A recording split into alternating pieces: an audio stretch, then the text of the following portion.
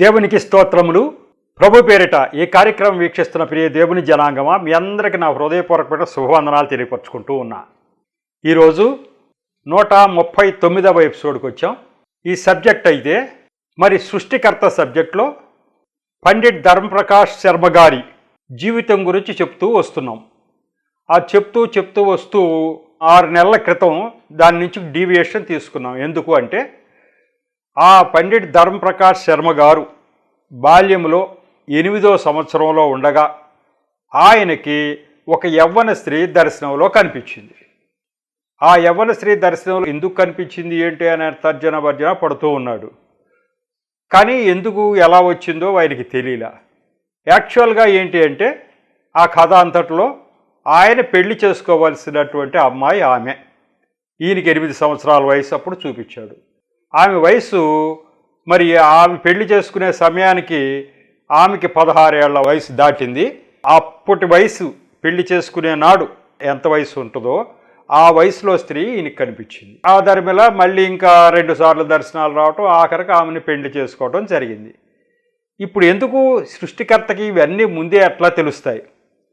మరి ఈయన 8 సంవత్సరాల వయసు అంటే ఆ పాప యుక్త వయసు వచ్చే నాటికి అప్పుడు పెళ్లి నాటి వయసు ఈమె ఎలా ఉంటుంది అనేది అప్పటికేమో 1-2 సంవత్సరాలు అయి ఉంటుంది ఆ పాపకు వయసు మామూలుగా, ఈ యొక్క ఏజ్ గ్యాప్ చూసుకుంటే. కానీ ఆమెకి పెండ్లి వయసులో ఆమె ఎలా ఉంటుందో యథాతథంగా చూపించాడు దేవుడు. కాబట్టి ఈయన చూపించిన దేవుడు ఎవరో ఈయనకి తెలియదు. ఇప్పుడు ఈయన కథ అంతా మనం చెప్పుకుంటూ వస్తున్నాం. ఆ 8 సంవత్సరాలు 9 సంవత్సరాల వయసు వచ్చేదాకా ఏమేమి జరిగిందో అంతా చెప్పి ఈ 8 సంవత్సరాల వయసు అప్పుడు చూపించినటువంటి ఈ స్త్రీ గురించి మరి సృష్టికర్తకి జరగబోయే విషయాలన్నీ తెలుస్తాయి, ముందుగా ఆయన చెప్పగలుగుతాడు అనే విషయంలో ఈ దేవుడు, ఈ చూపించిన దేవుడు సృష్టికర్త మాత్రమే చూపించగలడు, ఇంకొకరు చూపించలేరు. కానీ ఆయన ఆరాధించే దేవుళ్ళు వేరు. ఆయన నిష్ఠాగరిష్ఠుడైన ఒక హిందూ మత పూజారి యొక్క కుమారుడు. ఆయనకి చూపించింది ఎవరై ఉంటారు అనేది ఆయనకి తెలియదు. ఆయన దేవుడు చూపిస్తున్నారా, మరి ఎవరైనా చూపిస్తున్నారా తెలీదు. కానీ ఆ దర్శనం అయితే వచ్చింది. ఆ దర్శనాన్ని దృష్టిలో పెట్టుకుని మీకు అనేకమైనటువంటి సంఘటనలు చూపించా. ఏంటి అంటే నాకు 100 దర్శనాలు వచ్చినాయి. 100 దర్శనాల్లో ఒక 39 దర్శనాలు భవిష్యత్తు గురించి ఉన్నాయి. భవిష్యత్తులో ఎప్పుడు జరుగుద్దో తెలియదు, దర్శనం అయితే వచ్చేస్తుంది. అది దరిమీద కొన్ని సంవత్సరాల తర్వాత, కొన్ని రోజుల తర్వాత, కొన్ని గంటల తర్వాత జరిగినటువంటి అనేకం ఉంటే అవి 39 దర్శనాలు మీకు మొత్తం నా జీవితంలో నేను ప్రభువును అంగీకరించిన దగ్గర నుంచి ఇప్పటికీ నా వయసు ఇప్పుడు 74వ సంవత్సరం జరుగుతూ ఉంది. నేను ప్రభువును అంగీకరించింది 2012లో. అంటే ఈ జరిగినటువంటి ఆ యొక్క 12-13 సంవత్సరాల నిడివిలో నాకు భవిష్యత్తు గురించి చూపినవి అన్నీ జరుపుకుంటూ వచ్చినాయి. 39 భవిష్యత్తు గురించి చూపిస్తే దాంట్లో 37 పలానప్పుడు ఈ దర్శనం వచ్చింది, పలానప్పుడు ఇది జరిగింది అని చెప్పుకుంటూ వచ్చా. ఎందుకు? నానా విధమైనటువంటి జ్ఞానము మీ అందరికీ నూరిపోయమని దేవుడు నాకు దర్శనంలో ఆదేశించాడు. ఏదో కొట్టేలాగా నువ్వు కథల్లాగా చెప్పడానికి వీల్లేదు. దీనికి రుజువులు కావాలి. ఇప్పుడు ధర్మప్రకాష్ శర్మ గారికి ఒక దర్శనం వచ్చింది, ఆ తర్వాత 16 సంవత్సరాల తర్వాత ఆమెను పెళ్లి చేసుకున్నాడు అని ఒక మాటతో చెల్లిపోద్ది. ఎట్లా జరిగింది ఇది? ఎవరు చూపించారు? అసలు ఆయన ఆరాధించే దేవుడు చూపించారా, మరి ఇంకెవరన్నా చూపించారా? ఇంకెవరన్నా చూపిస్తా కారణం ఏంటి? ఆయన చూపించగలిగిన ఆయన సృష్టికర్త కాబట్టి ఈయనకి ఎందుకు చూపించాడు అసలు అనే దాని మీద అందరికీ ఎందుకు చూపించాడు, ఈయనకి ఎందుకు చూపించాడు? మరి అనేక మంది క్రైస్తవులు కాని వారు, ఇతర జనాలు అనేక మంది ఉన్నారు. మరి ఈ పర్టికులర్గా ఒక ధర్మప్రకాష్ గారినే ఎందుకు ఎంచుకున్నాడు అని, ధర్మప్రకాష్ గారికి ఇట్లా దర్శనాలు ఎందుకు చూపించాడు అనే దాని మీద ఆయన ఎవరిని ఎప్పుడు ఏర్పరచుకుంటాడు అనే ఉద్దేశంతో ఆయనకే తెలుస్తుంది. ఆ రకంగా ఏర్పరచుకున్న వాళ్ళు చూపిస్తాడు, అందరికీ చూపించడు, అందరికీ చూపించవలసిన అవసరం కూడా లేదు. ఆయన ఎవరిని ఏర్పరచుకుంటాడో ఆయన పని నిమిత్తం వాళ్ళకి అనేక దర్శనాలు చూపిస్తూ దాని ద్వారా వాళ్ళు గ్రహించి ఆ యొక్క మాటలు ఇతరులకు చెప్పాలనేది ఆయన ఉద్దేశం అయి ఉంది. ఆ మాటలన్నీ ఇతరులకు చెప్పాలి ఆయన. అందుకోసం ఆయన్ని ఏర్పరచుకుంటూ ఉండడం జరిగింది. అట్లా ఏర్పరచుకున్నటువంటి వ్యక్తి ఈ పండిట్ ధర్మప్రకాష్ శర్మ గారు. కాబట్టి బాల్యం నుంచే దర్శనాలు ఆయన చూపిస్తున్నాడు. అందరికీ చూపిస్తాడా దేవుడు? ఆయనకి ఎందుకు చూపిస్తున్నాడంటే ఆయన ద్వారా ఎంతో పని జరగవలసి ఉంది, అందుకు చూపిస్తున్నాడు. అందుకే ఈ దేవుడు సృష్టికర్త అంటాక రుజువు ఇప్పుడు నాకు కూడా ఇన్ని చూపించాడు దేవుడు. నేను ఒకప్పుడు అన్యజనుణ్ణి, నిష్ఠాగరిష్ఠుని, ఒక హిందువుని, 60 సంవత్సరాల వరకు ఇతర దేవుళ్ళని ఆరాధించిన వాడిని. అప్పుడు ఆ సమయంలో నన్ను ఏర్పరచుకోవాలని అనుకున్నాడు. ఆ రోజు నుంచి నాకు దర్శనాలు చూపించడం మొదలుపెట్టాడు. ఆ తర్వాత ధర్మిలా ఆయన సృష్టికర్తని నేను గ్రహించేటట్టు చేశాడు. గ్రహించిన తర్వాత ఆయన పనిలో నిమగ్నమయ్యాను. ఆయన పని ఏం చేయాలో ఎలా చేయాలో చేపిస్తూ ఉన్నాడు. కాబట్టి నాకు చూపించినటువంటి ఈ దర్శనాల వెలుగులో ఇగో ఈయన సృష్టికర్త, ఆయన ఒకళ్ళని ఏర్పరచుకుంటే ఆయన్ని ఏ రకంగా మలుచుకోవాలో ఆయన దర్శనాలు చూపిస్తా, మాట్లాడతా, స్వరం వినిపిస్తా చేస్తాడు అని మీకు చెప్పుకుంటూ రావటం జరిగింది. 9 సంవత్సరాల వయసులో అయితే ఆయన ఒక ముసలి నోట్లో చిక్కుకున్నప్పుడు కూడా దేవుడి యొక్క అదృశ్యాస్తాలు వచ్చి ఆయన్ని బయటికి లాగి బయటకు పారేయటం జరుగుతుంది. మరి అది అందరి కళ్ళ ముందు కూడా ఎవరు లాగారో తెలియదు, హస్తాల మట్టికి కనపడలేదు. కానీ ఆయన ముసలి నోట్లోంచి ఆయన బయటికి లాగి పారేయటం అనేది వాస్తవం. వచ్చి మెట్ల మీద పడ్డాడు. 2 కాళ్ళు కూడా ముసలి నోట్లోకి వెళ్ళి బాగా గాయం అయిపోయి ఉన్నాయి. మరి హాస్పిటల్లో ఏం చేస్తే నెల రోజులకు కానీ ఆ పిల్లాడు కాళ్ళు బాగవటం జరగల. ముసలి పట్టుకోవటం వాస్తవం. ముసలి పట్టుకున్న తర్వాత దానికి అడ్డమేమంది, పట్టుకు లాక్కెళ్ళిపోద్ది. ఒక్కడే పిల్లాడు దిగాడు ముందుగా. ఆ పిల్లలందరూ ఇంకా దిగలేదు, ఈయన దిగాడు ఆ చెరువులో, పట్టేసుకుంది. 2 కాళ్ళు దాని నోట్లోకి వెళ్ళిపోయినాయి. ఆ సమయంలో ఎవరో వచ్చి లాగి బయట పడేయకపోతే ఆ ముసలి అతన్ని వదలాల్సిన అవసరం లేదు కదా. కానీ ఏదో హస్తాలు వచ్చినట్టు ఆయన్ని ముట్టి లాగినట్టు ఆయనకి తెలుస్తుంది. అవి కనపట్టలా, బయట ఉన్న పిల్లలకు కూడా కనపట్టలా. అప్పుడు చెప్తాడు, ఇదిగో ఏదో హస్తాలు వచ్చినాయి, నన్ను వచ్చి లాగి బయట పడేసినాయి. ఈ హస్తాలు బయట పడేసే లోపలే నేను పరలోకానికి నా ఆత్మ వెళ్ళటం, పరలోకంలో నువ్వు ఇక్కడెందుకున్నావు, దేవదూతలు సంచరించడం అంతా నేను చూశాను, నువ్వు ఇక్కడెందుకున్నావు అంటున్నారు వాళ్ళు. అంటే నువ్వెట్లా ఎందుకు వచ్చావు అన్నారు. ఇంతలో నేను మెట్ల మీద పడ్డాను. కాబట్టి ఏం జరిగిందో తెలియదు, ఇలా జరిగింది, ఇది చూపించిన ఆయన ఎవరు అని చెప్పేసి ఆయన అనుకుంటూ, మరి చిన్న వయసు 9 ఏళ్ల వయసులో అది, దాని మీద కూడా ఇదిగో ఆయన అదృశ్య హస్తాలు ఎలా చేస్తాయి అలా చేస్తాయి అని చెప్తూ దాని మీద నాకు వచ్చిన దర్శనం, నేను చిన్నప్పుడు నీళ్ళలో మునిగిపోయినప్పుడు ఆయన హస్తం వచ్చి ఎట్లా బయటికి లాగిందో ఆ విషయాలన్నీ మీకు చెప్పా. అట్లాగే ఇంకోటి సోంబాబు అని పిఠాపురంలో ఒక పాస్టర్ గారు, ఆయన సాక్ష్యం వింటే ఆయన కూడా నీళ్లలో పడిపోయి చనిపోయి 4 గంటలు అయిన తర్వాత కూడా ఆయన బతికాడు. యేసు ప్రభువారు బ్రతికిచ్చారు. ఆయనకు తీసుకొచ్చి ప్రభువా బ్రతికించమని ప్రార్థనలు చేస్తే బతికాడు. ఆ సాక్ష్యం లైవ్ సాక్ష్యం అదంతా నేను విన్నాను, అది మీ ముందు ఉంచా. అట్లా ఆయన హస్తాలు ఎక్కడెక్కడ ఏం చేసినాయి కొన్ని చెప్పారు. ఇట్లా చెప్పుకుంటూ రావటం ద్వారా దాని మీద రెఫరెన్స్లు అనేకమైన, ఇప్పుడు 39 దర్శనాలు భవిష్యత్తు గురించి వచ్చినాయి అన్నప్పుడు అవి ఎట్లా అమలు జరిగినాయో చెప్పినప్పుడు అనేక రెఫరెన్సులు మీకు చెప్పా. అలాగే బైబిల్ గ్రంథంలో ఇదంతా ఇప్పుడు మనుషులకు జరుగుతుంది. బైబిల్ గ్రంథంలో అంటే ప్రభువారు బైబిల్ గ్రంథం రాసి ఎప్పుడు ముగించబడింది, ప్రభువారు వచ్చి ఈ లోకంలో అంతా అయిపోయిన తర్వాత శిలువయాగం, ఆయన పునరుద్ధానం జరిగింది, ఆయన వెళ్ళిపోయారు, శిష్యులు కొంత పరంపరగా జరిగింది. బైబిల్ గ్రంథం ఎంతవరకు జరిగిందంటే ప్రభు వెళ్ళిపోయిన తర్వాత సుమారు 100 సంవత్సరాల దాకా జరిగిన నిడివి అంతా బైబిల్ గ్రంథంలో ఉంది. ఆ తర్వాతది బైబిల్ గ్రంథంలో ఉండదు. తర్వాత మామూలుగా జరిగిన సంఘటనలు. అప్పటి వరకు బైబిల్ గ్రంథంలో రాసినంత వరకు దేవుడు ఆయన యొక్క పరిశుద్ధాత్మ ద్వారా, ఆయన ప్రవక్తల నోటి ద్వారా ఏమేమి చెప్పాడు ఇది జరుగుతుందని, ఏమేమి జరిగినాయి అనే ఒక 19 సంఘటనలు రెఫరెన్స్లన్నీ మీ ముందుకు తీసుకొచ్చాయి. ఇదిగో పలానప్పుడు ఇలా చెప్పాడు దేవుడు.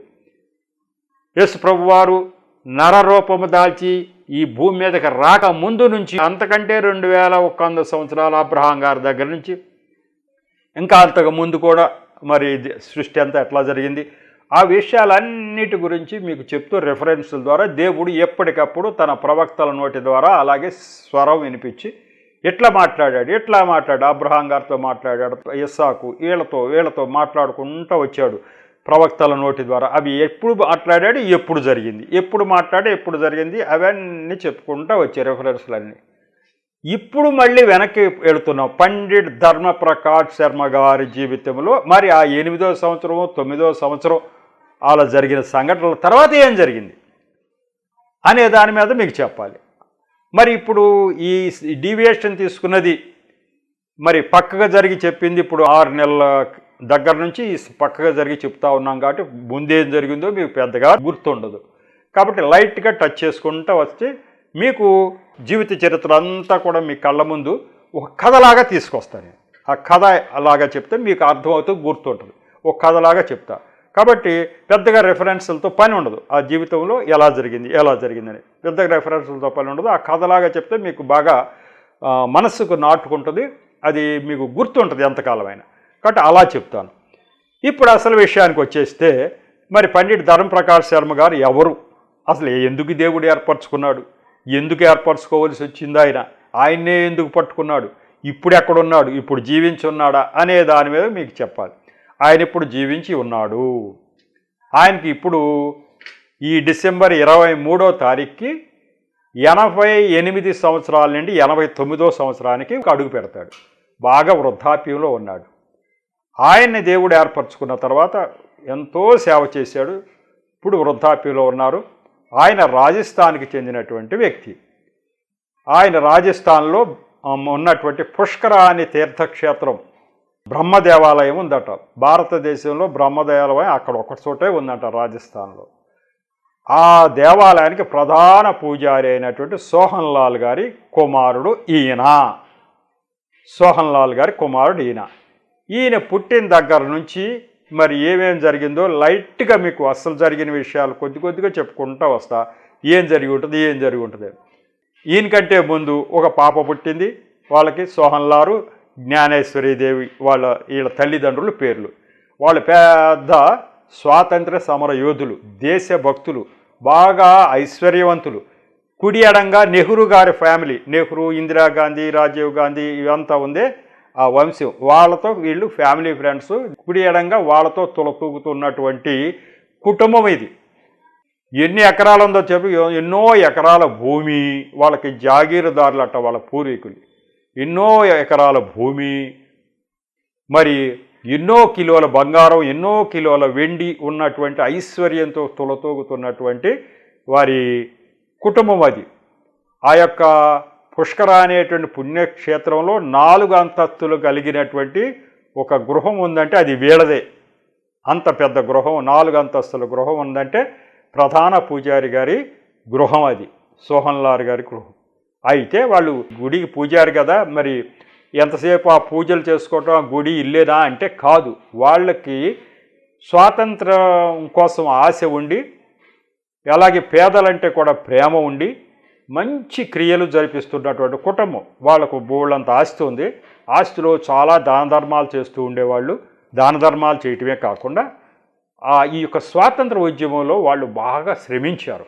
వాళ్ళ తల్లి తండ్రి ఎవరు, ధర్మప్రకాష్ గారు తల్లి తండ్రి సోహన్లాల్, జ్ఞానేశ్వరీదేవి. వాళ్ళు చిన్నప్పటి నుంచి కూడా స్వాతంత్ర ఉద్యమంలో బాగా ముందుండి మరి ఉన్నారు. గాంధీ గారు దక్షిణాఫ్రికా నుంచి ఇండియాకు వచ్చిన దగ్గర నుంచి కూడా ఈ సోహన్లాల్ గారు ఆయనతో సన్నిహితంగా ఉన్నాడు.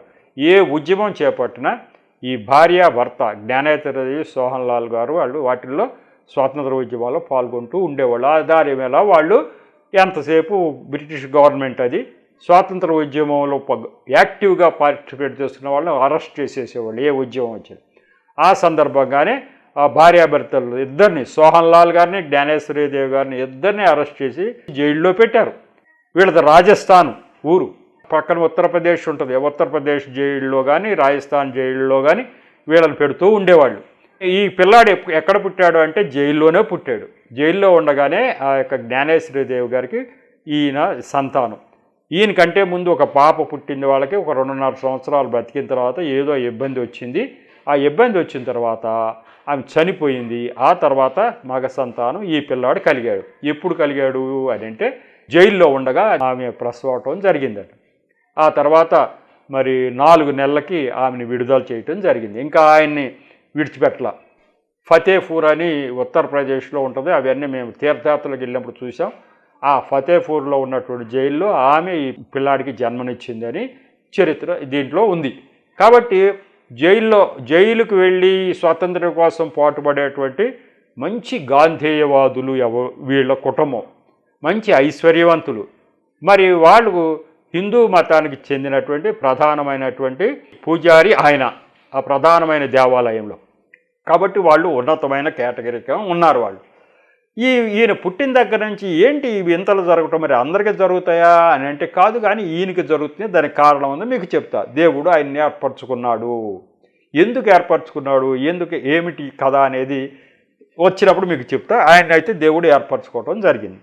అట్లా ఏర్పరచుకుంటాడా అని అంటే, ఏర్పరచుకోవాలంటే క్రైస్తవులే ఉండరా? దేవుడు అంటే ఎవరు? సృష్టికర్త అయిన దేవుడు. సృష్టికర్త అయిన దేవుడు అంటే బైబిల్ గ్రంథంలో దేవుడు. ఆ దేవుడు ఏర్పరచుకున్నది. అంతేగాని ఆయన ఆరాధించే దేవుళ్ళు ఏర్పరచుకోవాలా? ఆయన ఆరాధించే దేవుళ్ళు ఎవరు? అక్కడ బ్రహ్మదేవుడు, ఇంకా వాళ్ళ దేవుళ్ళు ఎవరు? వాళ్ళెవరు ఏర్పరచుకోవాలా? ఆయన ఏర్పరచుకున్నది ఎవరయ్యా అంటే సృష్టికర్త అయిన దేవుడు, ఒకే ఒక దేవుడు, బైబిల్ గ్రంథంలో దేవుడు. ఆయన ఏర్పరచుకున్నాడు. ఆయన ఏర్పరచుకుని ఇవన్నీ చూపిస్తూ వచ్చాడు.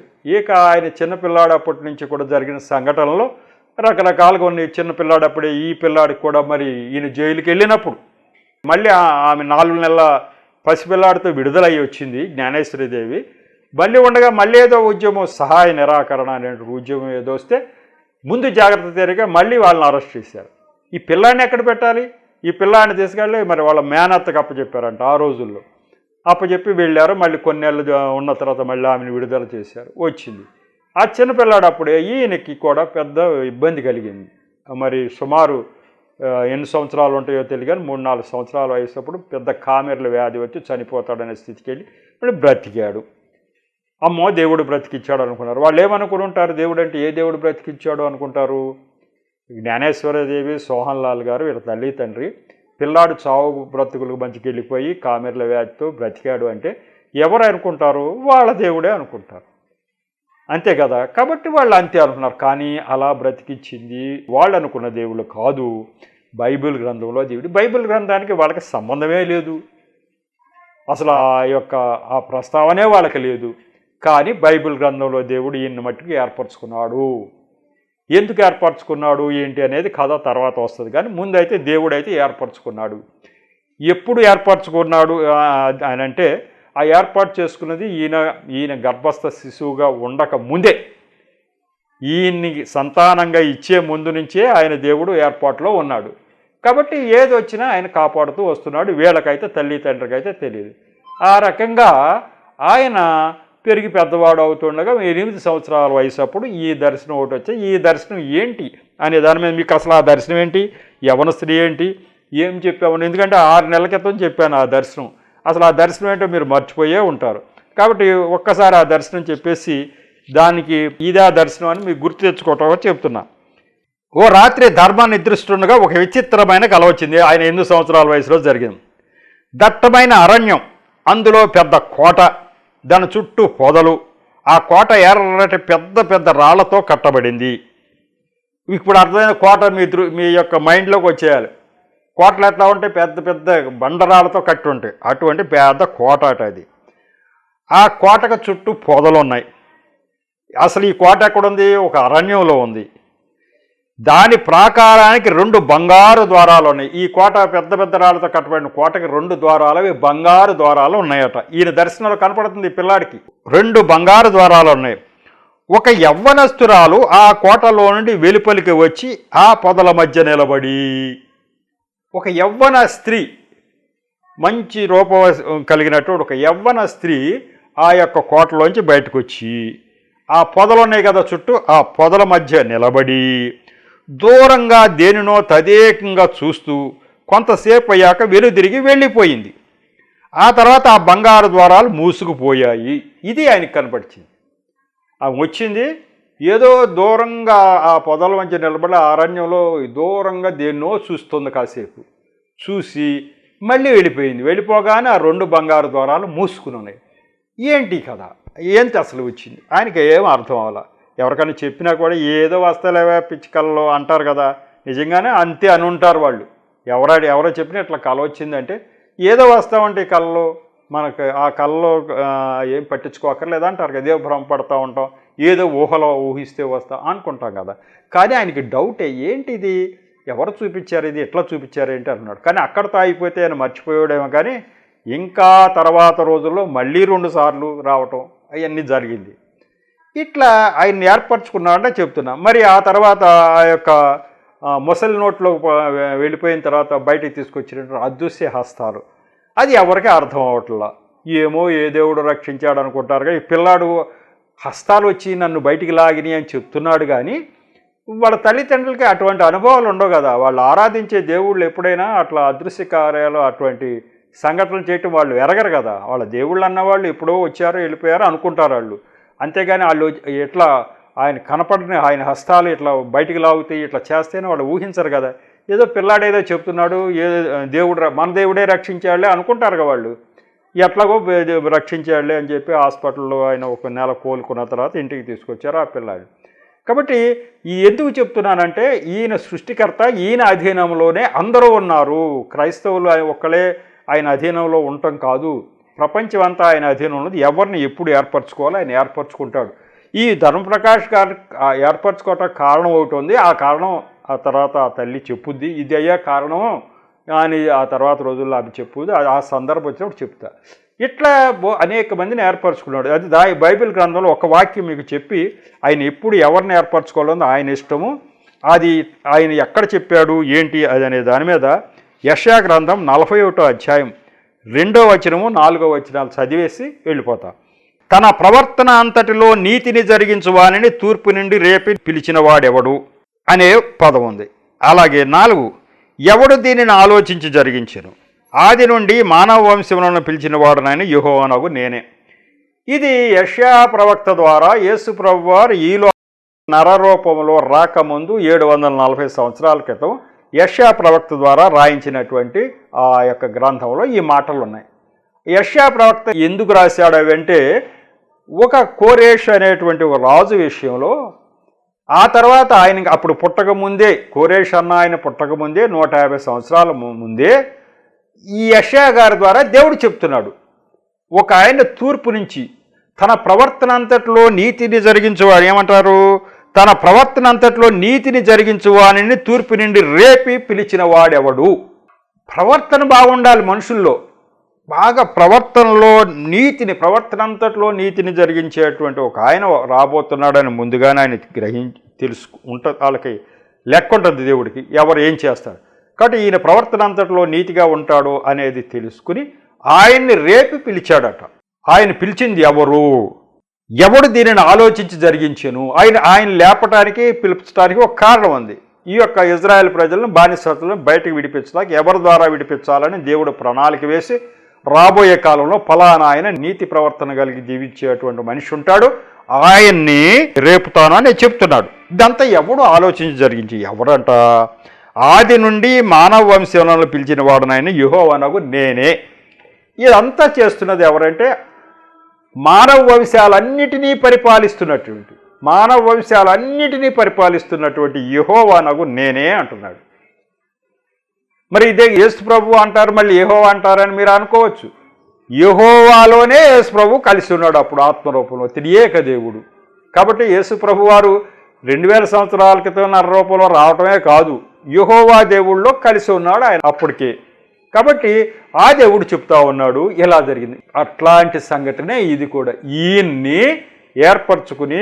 ముందుగానే ఈయన్ని ఏర్పరచుకున్న తర్వాత ఈయనతో ఏం పనులు చేయించాలో ఆయనకి తెలుసు. కాబట్టి అలాంటి క్రమంలోనే ఆ యొక్క యువతి, యవ్వన స్త్రీ యొక్క దర్శనం ఆయనకి చూపించాడు. ఈ దర్శనంతో దీనికి లింక్ ఏంటంటే, ఆయన ఆలోచించాలి, ఎవరు చూపించారు నాకు ఈ దర్శనం, ఏ యొక్క దేవుడు యొక్క అదృశ్య హస్తాలు వచ్చి నన్ను ఆ యొక్క సరస్సులోంచి ముసల్లోట్ల నుంచి బయటికి లాగిని ఆయన ఆలోచించాలి అనే దృష్టితోటి ఇవన్నీ సంఘటనలు జరుగుతున్నాయి. ఆయన నిజంగానే ఆలోచిస్తున్నాడు, ఎవరు చేశారు ఇదంతా, ఎవరు చూసినా ఏదో వచ్చింది కళ అంటున్నారు. కానీ వాళ్ళు ఆరాధించే దేవుడు ఎప్పుడు అటువంటి సంఘటనలు చేయలేదు. కాబట్టి అట్లా మన దేవుడే చేశాడని చెప్పడానికి లేదు.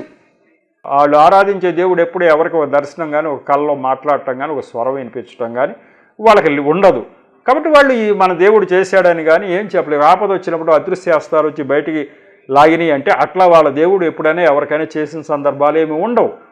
కాబట్టి వాళ్ళు ఏం చెప్పలేరు, అది ఏదో ఎందుకు వచ్చిందిలో అంటారు. కాబట్టి ఆ దర్శనం మీద దేవుడు ఏర్పాటు ఉంది. దేవుడు ఏర్పరచుకున్న వాళ్ళు ముందుగా ఏర్పరచుకోవాలి. మరి ఈయన్నే ఎందుకు ఏర్పరచుకోవాలి, ఈ కుటుంబాన్ని ఎందుకు ఏర్పరచుకోవాలి అంటే, వాళ్ళు నీతిమంతులు. వాళ్ళు ఆరాధించే దేవుళ్ళు ఎవరన్నా కానీ వాళ్ళు ఇతర జనంలో ఉన్నారు, యేసు ప్రభు ఎవరి మార్గంలో లేరు. కానీ వారి క్రియలు చాలా బాగుంటున్నాయి. పేదలంటే వాళ్ళకి ఇష్టం, పేదలకి దాన ధర్మాలు బాగా చేస్తారు. ఇలాగే దేశం గురించి పాటుపడతారు. దేశానికి స్వాతంత్రం కావాలంటే వాళ్ళకి అంత డబ్బున్న వాళ్ళు, వాళ్ళకి ఏం పని, వాళ్ళ ఇంట్లో కూర్చుంటే సరిపోదు కదా. వాళ్ళు వచ్చి రోడ్ల మీద తిరగడం పని ఏంటి, వాళ్ళు వచ్చి జైలుకి వెళ్ళాల్సిన పని ఏంటి, సంటి పిల్లాడిని కూడా మరి ఇంట్లో వదిలేసేసి వెళ్ళాల్సిన పనులేంటి, జైలుకి వెళ్ళాల్సిన అవసరం వాళ్ళకి ఏంటి అంటే దేశం కోసం, ఇతరుల కోసం వాళ్ళు చాలా త్యాగం చేసే కుటుంబం. అటువంటి కుటుంబాలని దేవుడు దృష్టిలో పెట్టుకుంటాడు. ఏమో కానీ అటువంటి నేపథ్యం ఉంది, అటువంటి బ్యాక్గ్రౌండ్లో ఉన్న కుటుంబం కాబట్టి దేవుడు ఆ వంశంలోంచి ఒక ఆయన్ని ఆయన సేవ నిమిత్తం లేవనెత్తుకోవాలనుకున్నాడు కావచ్చు. ధర్మప్రకాష్ శర్మ గారికి ఈ దర్శనం చూపించడం జరిగింది. ఇక ధర్మలా ఏం జరిగిందని మీకు కథలాగా చెప్తానన్నా కదా, అలా చెప్తేనే మీకు అర్థమవుతుంది కాబట్టి కథలాగానే చెప్పాలి అనుకుంటున్నా. అలా చెప్తే మనకి ఈజీగా ఉంటుంది కాబట్టి 8 సంవత్సరాలు 9 సంవత్సరాల దాకా మనం అయిపోయిన తర్వాత ఇక ఆ తర్వాత వచ్చే సంఘటనలే మనం చెప్పుకుందాం. 14 సంవత్సరాల వరకు మామూలుగా జరిగిపోయింది. ఆ 14 సంవత్సరం వరకు ఆ చిన్నప్పటి నుంచి అంటే 7-8 సంవత్సరాలు బిగిన్ చేసి 14వ సంవత్సరం వరకు ఆయనకి చాలా గ్రంథాలు. ఆ రోజుల్లో వాళ్ళు బాగా అగర్భ శ్రీమంతులు, మరి వేద విద్య తర్వాత పండితుల కుటుంబం కాబట్టి వాళ్ళు ఆ యొక్క బోధకులను కూడా ఇంటికి రప్పించుకుని వాళ్ళు బోధించే ఏర్పాట్లు చేస్తారు. కాబట్టి ఆ పిల్లాడికి 14 సంవత్సరాల వయసు వచ్చేంత వరకు కూడా అక్కడ ఆ ఇంట్లో చాలా బోధ చేయించాడు తండ్రి గారు. ఆ బోధలో ఆ అనేక గ్రంథాలు చదివించాడు. ఎన్ని మతాల గ్రంథాలు, ఇప్పుడు వాళ్ళు యొక్క హిందూ మతం కాబట్టి హిందూ మతమే కాదు, బౌద్ధ మత గ్రంథం, జొరాస్ట్రియన్ గ్రంథం, కమ్యూనిస్టు పార్టీ కార్ల్ మార్క్స్ గారు రాసినటువంటి దాస్ క్యాపిటల్ అనే గ్రంథం, ఖురాన్ గ్రంథం, ఈ గ్రంథాలన్నీ ఆయన చదివిస్తూ వచ్చాడు. కాబట్టి వాళ్ళలో ఆసక్తి ఉంది, అసలు ఈ గ్రంథాల్లో ఏముంది, దేవుడు అంటే ఆసక్తి ఉంది, అలా చదివిస్తూ వచ్చాడు. ఇక ఒకరోజు ఈ 14 సంవత్సరాల వయసు వచ్చేలోగా ఒకరోజు వీడికి చెప్పే కదా, పండిట్ నెహ్రూ ఫ్యామిలీతో వీళ్ళకి చక్కని సంబంధాలు ఉన్నాయి, అలాగే గాంధీ గారితో కూడా చక్కని సంబంధాలు ఉన్నాయి. ఒకరోజు సోహన్ లాల్ గారు చిన్న పిల్లాడైనటువంటి 8-9 సంవత్సరాల వయసు ఉన్న పిల్లాడిని ఎంటబెట్టుకుని సోహన్ లాల్ గారి దగ్గరికి ఆ యొక్క ఢిల్లీలో ఒక ఆశ్రమంలో ఆయన ఉంటే ఆయన దగ్గరికి వెళ్ళాడు. మంచి చెడులు మాట్లాడటానికి స్వతంత్ర ఉద్యమం గురించి వెళ్ళినప్పుడు ఒక విషయం జరిగింది. ఆ విషయం చెప్పాలంటే ఈ ఎపిసోడ్ టైం సరిపోదు, అది తర్వాత ఎపిసోడ్కి ఆ విషయం అంతా చెప్తా. ఎందుకు చెప్తున్నానంటే ఆయన మనస్సులో ఎటువంటి సంఘటనలను ముద్ర వేసినాయి అనేది ఆ తర్వాత రోజుల్లో దాని ప్రభావం ఎట్లుంటుందో తెలుసుకోవాలనే ఉద్దేశంతో ఈ పిల్లాన్ని ఎంటబెట్టుకున్న తండ్రి అక్కడికి వెళ్ళటం, గాంధీ గారి దగ్గర గాంధీ గారు చేస్తున్న పనులన్నీ ఆ పిల్లాడు చూడటం. మరి ఆయనకి 9-10 సంవత్సరాలు ఉంటాయి ఆ పిల్లాడికి. ఆ వయసులో అతను ఎంతెంత గ్రహింపు చేశాడు అనేది మరి తర్వాత ఎపిసోడ్లో తీసుకెళ్ళదలుచుకున్నాను. ఇప్పటికైతే మరి ఈ యొక్క ఎపిసోడ్ని ఇంతటితో ముగించి తర్వాత ఎపిసోడ్లోకి వెళ్ళిన తర్వాత గాంధీ గారి దగ్గర ఈయన 10 సంవత్సరాల వయసు ఉన్నప్పుడు ఏమి చూశాడు, ఈయన ఏమి చూచి గాంధీ గారిలో ఉన్న గొప్పదనాన్ని గుర్తించాడు అనే దాని మీద మీకు వివరంగా చెప్తాను. ఆ తర్వాత వరుసనే కథలాగానే చెప్తాను. మీకు కథలాగా చెప్తేనే మీకు అర్థమవుతుంది. కాబట్టి ఎందుకు ఇదంతా చెప్పవలసి వస్తుందంటే ఇదిగో దేవుడు ఏర్పాటు చేసుకోవటం, ఆయన సృష్టికర్త అని రుజువు అవటం కోసం. ఆయన సృష్టికర్త అని రుజువు అవ్వటం అనేది ఎలా జరగాలి అని అంటే ఆయన ఎవరో ఒకరిని ఏర్పాటు చేసుకుని వాళ్ళకి జ్ఞానం అంతా అబ్బేటట్టు చేసి ఆ జ్ఞానాన్ని ఇతరులకు పంచి ఈయన సృష్టికర్త అని చెప్పేటట్టుగా చేయాలి. ఈ పండిట్ ధర్మప్రకాష్ శర్మ గారిని చిన్నప్పటి నుంచి ఈ రకంగా జ్ఞానమంతా దర్శనాల ద్వారా దాని ద్వారా చూపించి ఆయన ద్వారా అనేక మందికి ఈ విషయం ఆయన ఒక్కడే సృష్టికర్త అని తెలిసే విధంగా చేశాడు. అలా చేయటం ఉద్దేశంతో ఇదంతా జరుగుతూ వచ్చింది. ఆయన ఇప్పుడు మన ముందు జీవించి ఉన్నటువంటి ఆయన, మన కళ్ళ ముందు ఈ ప్రదేశాలన్నీ తిరిగిన ఆయన. గుడ్లవల్లేరు కూడా ఒకసారి వచ్చాడట ఆయన చూసిన వాళ్ళు ఉన్నారు, ఫేనిహాస్ గారు అని వీళ్ళంతా చెప్పారు. ఆయన సేవల నిమిత్తం అనేక దేశాలు తిరిగాడు. కాబట్టి ఆయన ఇప్పటికే ఉన్నాడు, వృద్ధాప్యంలో ఉన్నాడు. ఆయన జీవితంలో జరిగిన సంఘటనలు వరుసన మీకు చెప్పుకుంటూ వస్తే మీకు జ్ఞానాభివృద్ధి కలిగి ఈ జ్ఞానము అనేక మంది ఇతర జనులకు మీరు పంచి, అమ్మో ఈయన ఒక్కడే సృష్టికర్త అన్నమాట, మనకు తెలియలేదు, అందరి దేవుళ్ళలాగా ఈయన ఒక దేవుడు అనుకున్నాం కానీ అలా కాదన్నమాట అని గ్రహించాలని ఈ యొక్క పండిట్ ధర్మప్రకాష్ శర్మ గారు ప్రధాన పూజారి కుమారుడు అవటువంటి ఈయన ఇవన్నీ వదిలిపెట్టేసి ఈ బైబిల్ గ్రంథంలో దేవుడు వెంట ఎందుకు పడ్డాడు అనే విషయాలు అనేక మందికి ఆలోచించే విధంగా ఉంటుంది ఈ కథ. ఇది ఆలోచన వస్తుంది, ఏంటి ఎందుకు జరిగింది ఇదంతా, ఆయన ఒక్కడే దేవుడా, మిగతా వాళ్ళ కారా అనే విషయం ఆలోచన వస్తుంది. కాబట్టి ఈ విషయాల ద్వారా మీ జ్ఞానాన్ని అభివృద్ధి చేసుకోండి. ఈ ఎపిసోడ్ ఇంతటితో 139వ ఎపిసోడ్ ముగించుకుందాం. దేవుడి యొక్క మాటలు దీవించును గాక. చిన్న ప్రార్థన చేసి ముగిస్తా. కృపగల దేవా, మహాపరిశుద్ధుడా, ప్రేమగల తండ్రి, ప్రభువా, మీకు వందనాలు స్తోత్రాలు చెల్లించుకుంటున్నాను. ఈరోజు 139వ ఎపిసోడ్ను కూడా తగిన నడిపించారు, నన్ను మరుగుపరిచారు, నా నోటి ద్వారా మీరు మాట్లాడారు. పండిట్ ధర్మప్రకాష్ శర్మ గారి జీవితంలో ప్రభువా, చిన్నప్పటి నుంచి జరిగిన సంఘటనలను చూస్తూ ఉంటే ప్రభువా, మీరు సృష్టికర్త అండి. మీరు ఎవరిని ఎప్పుడు ఏర్పరచుకోవాలో ఏర్పరచుకుని వారి ద్వారా అనేక మందిని వెలిగించాలనే ఉద్దేశంతో మీరు చేసేటువంటి ఆ యొక్క కృషి అందరికీ తెలిసే విధంగా తండ్రి ఈ యొక్క ప్రభువా ఈ ధర్మప్రకాష్ గారి చరిత్రని ప్రభువా మా ముందుకు తెచ్చినందుకు వందనాలు స్తోత్రాలు తండ్రి. ఈ విషయం అర్థమయ్యే శక్తిని బిడ్డలకు దయచేశారు. ఈ విషయం అనేక మంది ఇతర జనులకు వారు ప్రభువా చెప్పి వారికి ఈ జ్ఞానం పొందే విధంగా సహాయం చేయమని, అలాగే ప్రభువా నన్ను, నా పరిచర్యను, ఈ టీవీ పరిచర్యను, టీవీ యాజమాన్యాన్ని, టీవీలో పనిచేస్తున్న బిడ్డలను కూడా దీవించమని, ఈ కార్యక్రమం ఇస్తున్న ప్రతి బిడ్డను కూడా దీవించి ఆశీర్వదించమని మా ప్రభువును రక్షకుడైన యేసు నామములో పరమ తండ్రిని ప్రార్థించి వేడుకుంటున్నా తండ్రి. ఆమెన్. మరొకసారి మీ అందరికీ నా హృదయపూర్వక శుభవందనాలు.